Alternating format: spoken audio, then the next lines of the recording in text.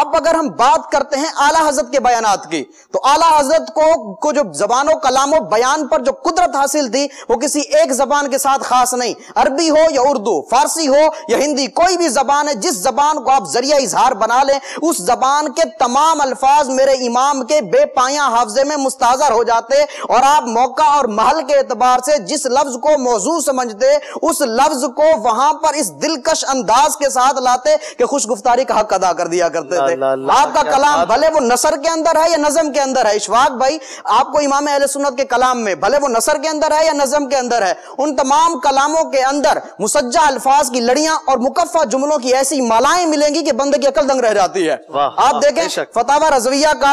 سب سے پہلا عربی خطبہ یہ سب سے زیادہ حیرت انگیز ہے، حیرت انگیز عربی خطبہ ہے، اور یہ بلا شبہ فصاحت و بلاغت کا ایک اچھوتا شاہکار ہے، دلکش اشارات، روشن تلمیحات، خوبصورت استعارات اور خوشنما تشبیہات پر مشتمل اس فصیح و بلیغ بے مثال و بے نظیر حسین و جمیل خطبے کی خصوصیت یہ ہے کہ اس کے اندر خطبے کے تمام لوازمات و مناسبات، یعنی جو لوازمات ہوتے ہیں حمد باری تعالیٰ ہے، نعت مصطفیٰ ہے، مدح صحابہ ہے، آقا علیہ السلام پر صلاۃ والسلام، آقا علیہ السلام کی آر پر درود و سلام، یہ تمام چیزیں جو ہے وہ کتب فقہ اور ائمہ کے ناموں سے ادا کی گئی ہیں، یعنی کتب فقہ کے نام اور ائمہ کے ناموں کو اس انداز میں ترتیب دیا گیا ہے کہ کہیں حمد کے گنچے چٹک اٹھے ہیں تو کہیں نعت کے پھول کھل اٹھے ہیں، کہیں منقبت کے گجرے تیار ہو گئے ہیں تو کہیں درود و سلام کی ڈالیاں بن گئی ہیں، تو اس انداز میں اس کو لایا گیا ہے۔ آپ امام اہل سنت کا ایک خطبہ اٹھا کر دیکھیں، آپ فرماتے ہیں الحمدللہ هو الفقہ الاکبر والجامع الکبیر لزیادات فیضہ المبسوط الدرر الغرر بالہدایہ ومنہ البدایہ والیہ النہایہ بحمد الوقایہ ونقایۃ الدرایہ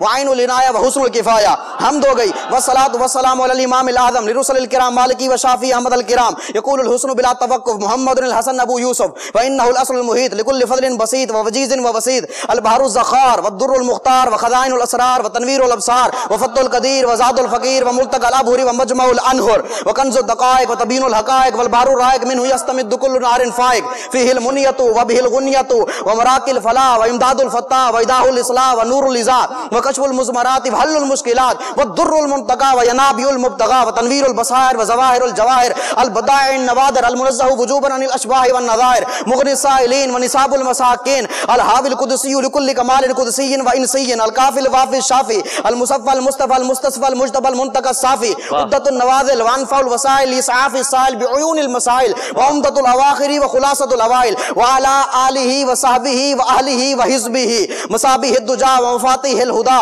لا سیما الشیخین الصاحبین اللاخذین من الشریعۃ والحقیقۃ بکلا الطرفین والخطنین الکریمین وکل منہما نور العین ومجمع البحرین وعلى مجتہد ملتہ وائمۃ امتہ خصوصا الارکان الاربعۃ والانوار اللامعۃ وابنہ الاکرم الغوث الاعظم بخیرۃ الاولیاء وتحفۃ الفقہاء وجامع الفصولین وفصول الحقائق والشرع المہذب بکل زین وعلینا معہم وبہم ولہم یا ارحم الراحمین آمین آمین والحمدللہ رب العالمین۔ اندازہ لگائیں اشفاق بھائی، یہ خطبہ ہے امام اہل سنت کا، اس خطبے کے اندر حمد ہے تو کمال کی حمد ہے، نعت مصطفیٰ ہے تو بے مثال ہے، منقبت ہے تو بے مثال ہے۔ اس خطبے کی ساری خصوصیات گنوانے جاؤں تو وقت کے دامن میں اتنی وسعت نہیں ہے کہ ان کو گنوایا جائے، لیکن ایک خصوصیت اس کی ایسی ہے کہ جو کمال کی خصوصیت ہے، اس کے اندر 90 چیزوں کے نام مذکور ہیں، 80 کتابوں کے نام، 7 اعلام کے اسماء، 3 فقہی اصطلاحات۔ کمال یہ ہے کہ 90 چیزیں مذکور ہیں، کمال در کمال یہ ہے کہ وہ 90 چیزیں اتنی لطافت اور خوبی کے ساتھ مذکور ہیں کہ جن پہ فصاحت بھی ناز کرتی ہے، بلاغت بھی جھوم جھوم اٹھتی ہے،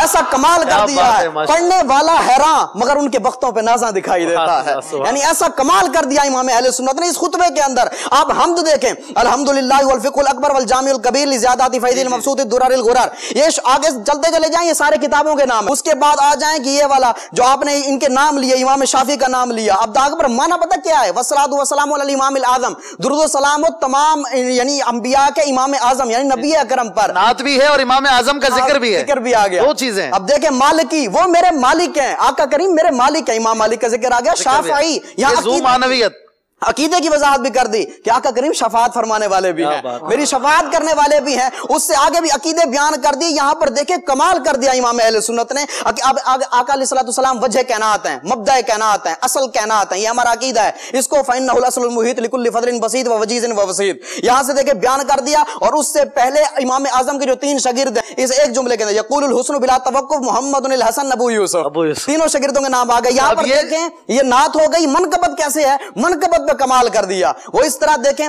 کہ جس مسئلے کے اندر امام اعظم اور امام یوسف جو ہے, امام ابو یوسف وہ متفق ہو جائیں تو ان کو فقہا شیخین کہتے ہیں. ٹھیک ہے, اب دیکھیں امام محمد اور امام اعظم کسی مسئلے میں متفق ہو جائیں تو ان کو فقہا طرفین کہتے ہیں. اور جہاں پر امام ابو یوسف اور امام محمد متفق ہو جائیں تو ان کو صاحبین کہا جاتا ہے. اب یہ تینوں کو شیخین, طرفین اور صاحبین, یہ 3 اصطلاحیں ہیں نا. اب یہاں پر اس کو حضرت صدیق اکبر رضی اللہ تعالیٰ عنہ اور حضرت عمر رضی اللہ تعالیٰ عنہ پر منطبق کیا ہے. وہ کس طرح منطبق کیا ہے؟ فرمایا لا سیما الشیخین الصاحبین الاخذین من الشریعت والحقیقت بکلا الطرفین. فرمایا ان 2 بزرگ ساتھیوں پر جو شریعت و حقیقت کے کناروں کو تھامنے والے ہیں. یہاں پر وہ 3 اصطلاحیں بھی آ گئی. منقبت ہو رہی ہے, یہ منقبت ہو رہی ہے بزرگوں کی. اور پھر ساتھ میں یہ شرعی اصطلاحیں بھی بیان ہو گئی. اندازہ لگائیں کمال کا خطبہ ہے. جس امام کے خطبے کا یہ عالم ہو, اس کے خطاب کا, اس کی کتاب کا, اس کے ملفوظات کا عالم کیا. سبحان اللہ.